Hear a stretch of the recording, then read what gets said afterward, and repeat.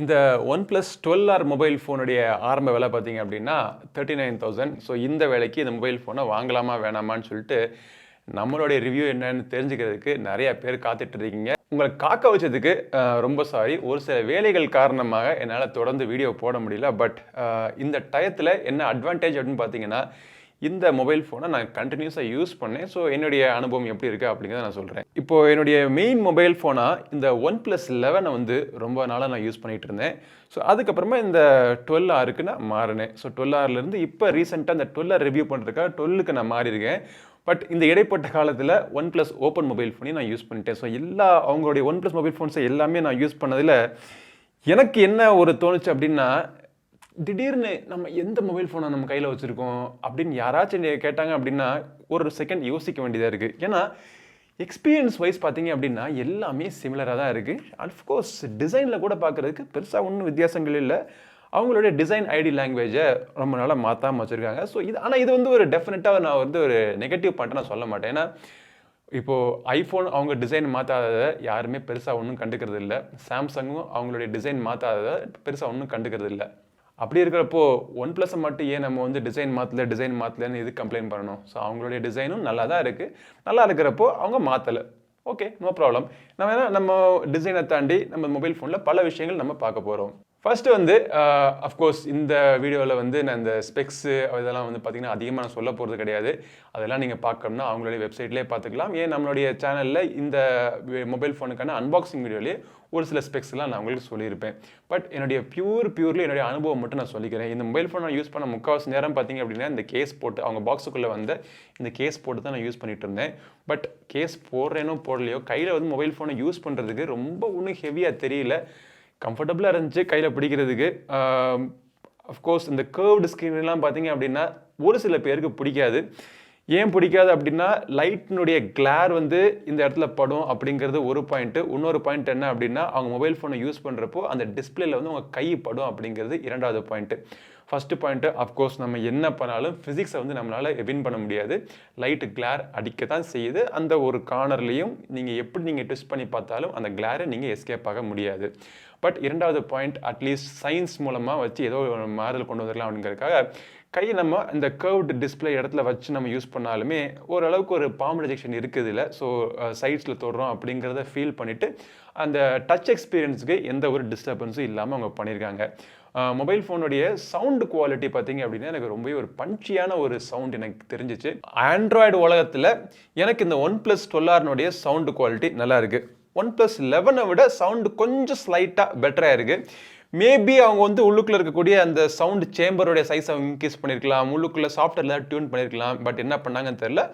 அந்த அவுட்புட் பார்த்தீங்க அப்படின்னா முக்கியமாக நம்ம கேம்ஸ்லாம் நம்ம விளையாடுறப்போ கையில் பிடிச்சி யூஸ் பண்ணுறப்போ அந்த கேம் வந்து அதோடைய ஃபீலிங், அந்த சரௌண்ட் ஃபீலிங், அந்த கையில் பிடிக்கிறப்போ அந்த வைப்ரேஷன், அந்த லீனியர் மோட்டர்னுடைய வைப்ரேஷன் எல்லாமே பார்த்தீங்கன்னா டெஃபினட்டாக இந்த OnePlus 12Rல அவங்க இம்ப்ரூவ் பண்ணியிருக்காங்க. நல்லா இருக்குது. பிடிக்காத ஒரு விஷயம் இந்த டிசைனில் அப்படின்னு பார்த்தீங்க அப்படின்னா இந்த அலர்ட் ஸ்லைடருடைய லொக்கேஷன்.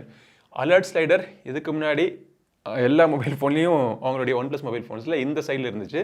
ஸோ யூஸ் பண்ணுறப்போ தம்பில் வச்சு நம்ம யூஸ் பண்ணுவோம். ஸோ தம்பை வச்சு நம்ம அந்த அலர்ட் ஸ்லைடரை மாற்றுறது எனக்கு ரொம்ப கம்ஃபர்டபுளாக பழகி போன ஒரு விஷயமா இருக்குது. இந்த மொபைல் ஃபோனில் தம்பை வச்சு நம்ம தேடினா இந்த சைடில் உங்களுக்கு வால்யூம் ராக்கர்ஸும் பவர் பட்டன் தான் இருக்க வெளியே அந்த அலர்ட் ஸ்லைடர் இங்கே இல்லை. பாக்கெட்டில் வச்சுட்டு அலர்ட் ஸ்லைடர் பழகி போனவனுக்கு எங்கே அலர்ட் சைடுன்னு தேட வேண்டியதாக இருக்குது. அவன் இந்த சைடு மாற்றிருக்கான். எதுக்கிட்ட அந்த சைடு மாற்றினா அப்படின்னு கேட்டால் ஆண்டனா வந்து இந்த மொபைல் ஃபோனில் சுற்றி வச்சுருக்காங்களாம். ஸோ ஆண்டனாவை டிஸ்டர்ப் பண்ணாமல் ஒரு டிசைன் கொண்டு வந்திருக்கிறதுக்காக அவங்க வந்து அலர்ட் சைடர் இங்கே வச்சுருக்காங்களாம். இதுவும் வந்து உங்களுக்கு பழைய போயிடும் அப்படிங்கிறாங்க. அஃப்கோர்ஸ் OnePlus மொபைல் ஃபோனை முதல்ல வாங்கி யூஸ் பண்ணுறவங்களுக்கு இது வந்து எந்த பிரச்சனையும் கிடையாது. பட் என்ன மாதிரி ரெகுலராக இந்த மாதிரி இவ்வளோ மொபைல் ஃபோனை யூஸ் பண்ணிட்டு இருக்கப்போ டக்குன்னு ஒரு லொக்கேஷன் நீங்கள் மாற்றுறீங்க அப்படின்னா சுற்றி விட்ட மாதிரி இருக்குது. 3.5 ஆடியோ ஜாக் இல்லை அப்படிங்கிறது நம்ம இனிமேல் ஒரு பெரிய டிஃப்ரென்ஸாகவே ஒரு பெரிய கானாகவே நம்ம சொல்ல முடியாது. ஸோ அவ்வளோத்துக்கு இது வந்து ரொம்ப காமன் ஆகிடுச்சு. IR போர்ட் இருக்குது. ஸோ நம்ம Redmi mobile phones, Xiaomi mobile ஃபோன்ஸ்லாம் இருக்கும் பார்த்தீங்களா, IR போர்ட்டு. ஸோ அதை மாதிரி இவங்களும் பார்த்தீங்கன்னா IR போர்ட்டை கொண்டு வந்திருக்காங்க. ஸோ OnePlus 11ல் அந்த IR போர்ட்லாம் இல்லை. இதில் வந்து IR போர்ட்டு கொண்டு வந்திருக்காங்க. அதே மாதிரி உங்களுக்கு SD கார்டுக்கான சப்போர்ட் கிடையாது. Dual 5G mobile phone, 2 sim card நீங்கள் ஒரு நேரத்தில் போட்டு நீங்கள் யூஸ் பண்ணிக்கலாம். இந்த USB போர்ட் மூலமாக உங்களுக்கு 100 வாட்டுக்கான சார்ஜிங் மட்டும் கிடையாது, ஹை ஸ்பீட் டேட்டா ட்ரான்ஸ்ஃபருக்கான சப்போர்ட்டும் இதில் இருக்குது. பட் அந்த ஹை ஸ்பீட் டேட்டா ட்ரான்ஸ்ஃபர் வந்து அவங்க பாக்ஸுக்குள்ள கொடுத்துருக்கு. அந்த USB Type A to USB Type C ஒரு கேபிள் ஒன்று கொடுத்துருக்காங்க பார்த்தீங்களா, அதில் ஒர்க் ஆகலை. உங்ககிட்ட ஹை ஸ்பீட் டேட்டா ட்ரான்ஸ்ஃபர் பண்ணக்கூடிய type C to type C cable இருந்துச்சு அப்படின்னா அதில் வந்து நீங்கள் மொபைல் ஃபோன் உங்களுடைய லேப்டாப்பில் கனெக்ட் பண்ணி நீங்கள் யூஸ் பண்ணுறப்போ சரக்குன்னு டேட்டா போயிடுது. இந்த OnePlus 12R மொபைல் ஃபோனுடைய டிஸ்பிளேயை பொறுத்த வரைக்கும் இது வந்து ஒரு 6.78 inch display, 2780 by 1264 resolution support பண்ணக்கூடிய ஒரு டிஸ்பிளே, 120 ஹெர்ட்ஸ் ரெஃப்ரெஷ் ரேட் இருக்கு, LTPO 4.0 டெக்னாலஜி இருக்கு. ஸோ இதனால என்ன உங்களுக்கு பார்த்தீங்கன்னா 1 ஹெர்ட்ஸ்லேருந்து 120 ஹெர்ட்ஸ் வரைக்கும் உங்களால் வேரியபிள் ரெஃப்ரெஷ் ரேட் இந்த மொபைல் ஃபோனில் உங்களுடைய தேவைக்கு ஏற்றாப்புல இது யூஸ் பண்ணிக்கும். டிஸ்பிளே ப்ரொடெக்ட் பண்ணுறதுக்காக கார்னிங் கொரில்லா கிளாஸ் விக்டஸ் 2க்கான ப்ரொடெக்ஷன் உங்களுக்கு கொடுத்துருக்காங்க. பட் உங்களுக்கு இந்த டிசி டிம்மிங் எல்லாருக்கும் தெரியும். ஹை பிரைட்னஸில் உங்களுக்கு டிசி டிம்மிங் வந்து இருந்துச்சு அப்படின்னா ஃப்ளிக்கர் ஆகாமல் கண்ணுக்கு வந்து எந்த பிரச்சனையும் இல்லாமல் நீங்கள் யூஸ் பண்ணலாம். பல பேர் இன்னைக்கு என்ன யூஸ் பண்ணுறோம் அப்படின்னா இந்த மொபைல் ஃபோனை லைட்டில் இருட்டில் போட்டு நம்ம யூஸ் பண்ணுறப்போ ஒரு லோ பிரைட்னஸில் இந்த மொபைல் ஃபோன் வர்றப்போ நம்ம முக்கியமாக நம்ம படுத்து தூங்குறதுக்கு முன்னாடி அது ஒரு ஃப்ளிக்கரிங் இருக்கும்.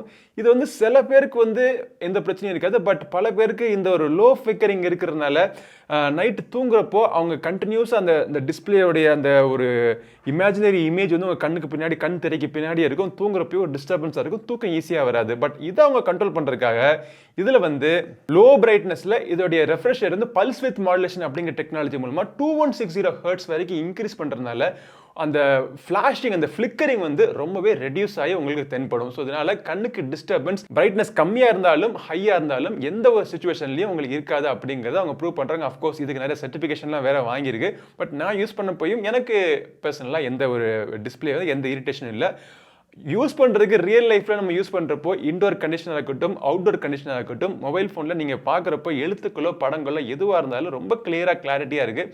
முக்கியமாக நம்ம அவுட்டோரில் போய் நம்ம ஃபோட்டோஸ்லாம் எடுத்து அந்த ஃபோட்டோஸ்லாம் ரிவ்யூ பண்ணி பார்க்குறப்போ அந்த ஃபோட்டோ நம்ம இன்டோரில் பார்க்குறப்போ எப்படி தென்பட்டுச்சோ அதே மாதிரி தான் இருக்குது. எனக்கு எந்த ஒரு டிஃப்ரென்ஸும் இல்லை. ஹை பிரைட்னஸ் இந்த பிரைட்னஸ் நிட்ஸ் நம்பர்லாம் பார்த்தீங்கன்னா 4000 எகிரி ஓடிக்கிட்டு கிடக்கு. ஸோ அந்த மாதிரி டைரெக்டான சூரிய வெளிச்சத்தில் அந்த சூரிய வெளிச்சத்துக்கு அப்போஸ் பண்ணுற மாதிரி அதுக்கு எதிர்ப்புறமாக சூரியனுக்கே டார்ச் அடிச்ச மாதிரி ஒரு லைட்டை கொடுத்து இந்த டிஸ்பிளே வந்து நமக்கு கண்ணுக்கு நம்ம பார்க்குறதுக்கு ஈஸியாக இருக்கிற மாதிரி இருக்குது. ஒவ்வொரு ஜென்ரேஷன்லையும் அவங்க வந்து இந்த டிஸ்பிளே டெக்னாலஜியை அவங்க இம்ப்ரூவ் பண்ணிக்கிட்டு தான் இருக்காங்க. அஃப்கோர்ஸ் நம்ம OnePlus 11ஐயும் OnePlus 12Rஐயும் நம்ம வச்சு பார்த்தோம் அப்படின்னா எல்லா ஸ்பெக்ஸு ப்ராசஸர் எல்லாமே ஒரே மாதிரி இருக்கும். பட் ஆனால் இந்த மாதிரி ஒரு சில விஷயங்கள்லாம் பார்த்தீங்கன்னா அதில் சேஞ்ச் இருக்க தான் செய்யுது. பட் பெர்ஃபார்மன்ஸ்னு வந்து பார்க்குறப்போ இதுலேயும் Snapdragon 8 Gen 2 இதுலேயும் Snapdragon 8 Gen 2 பெருசாக ஒன்றும் வித்தியாசங்கள் எனக்கு தெரியல.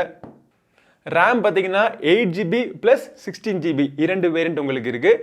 LPDDR5X கொடுத்துருக்காங்க. ஆனால் இந்த 8GB ரேமில் உங்களுக்கு ஸ்டோரேஜ் வந்து 128GB ஸ்டோரேஜ் தான் இருக்குது. இது வந்து UFS 3.1.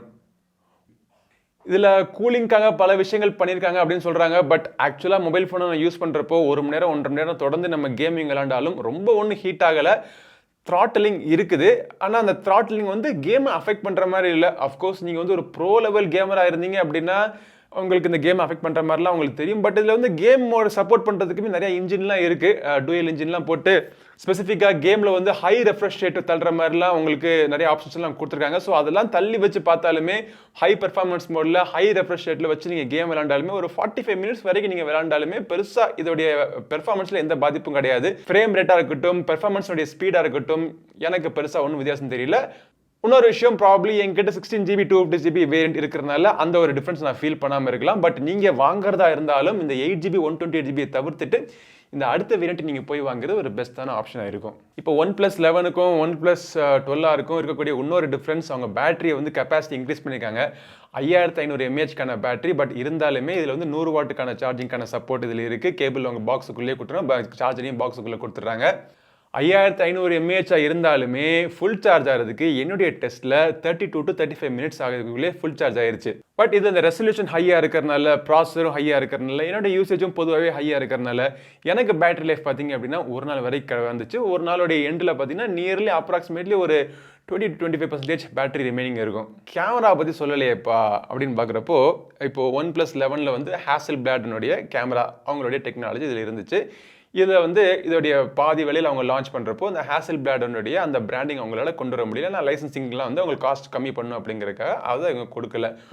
பட் இருந்தாலும் ரெண்டையும் கம்பேர் பண்ணி வச்சு பார்க்குறப்போ எதுக்குடா இந்த ஹாசல்பிளாட், யார் இந்த ஹாசல்பிளாடுங்க, என்ன பெருசாக பண்ணாங்க, ஒன்றும் பெருசாக அந்த OnePlus 11ல் ட்ரமாட்டிக்காலாம் கேமராலாம் ஆகா ஓகோன்னு சொல்கிற மாதிரிலாம் இல்லையே.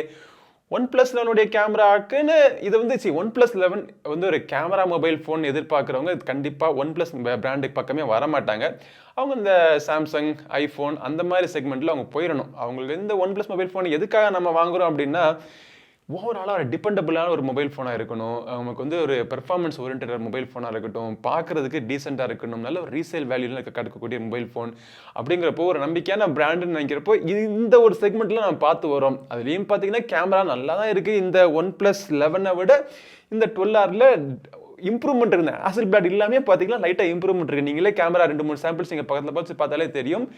பெருசாக ஒன்றும் வித்தியாசங்கள் இல்லை. இன்ஃபேக்ட் மார்ஜினலி 12R வந்து பெட்டராக இருக்கிற மாதிரி பல செக்மெண்ட்டில் எனக்கு தெரிஞ்சிச்சு. ஆப்டிக்கல் இமேஜ் ஸ்டெபிலேஷன்லாம் பார்த்தீங்கன்னா வீடியோனுடைய ஃபுட்டேஜ்லாம் சூப்பராக இருக்குது.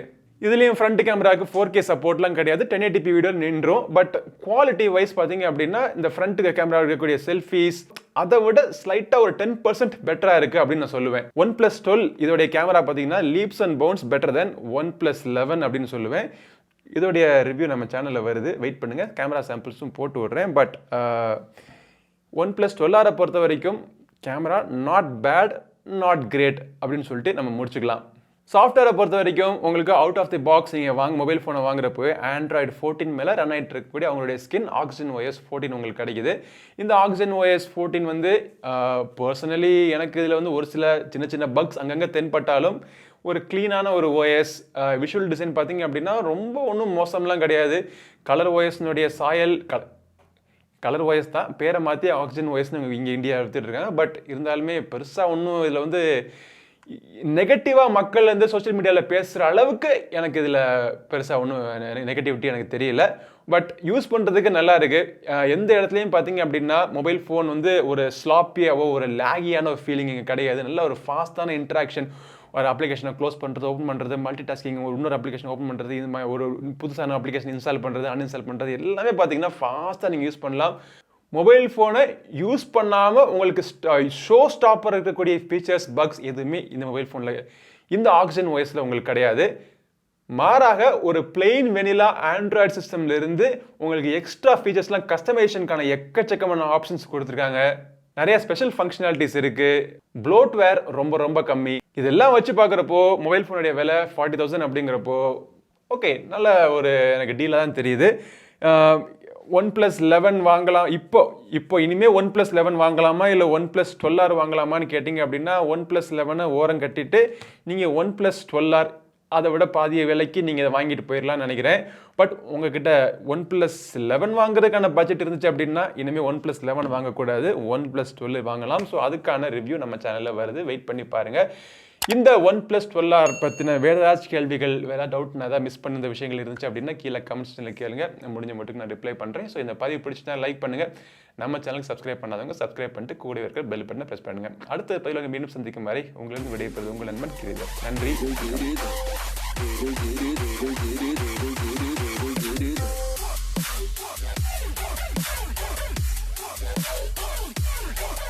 Giri.